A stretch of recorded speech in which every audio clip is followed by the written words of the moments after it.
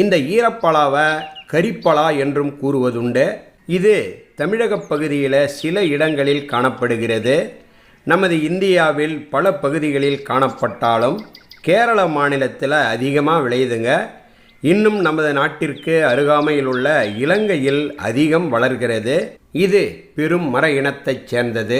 இதில் அநேக வகைகள் உண்டு.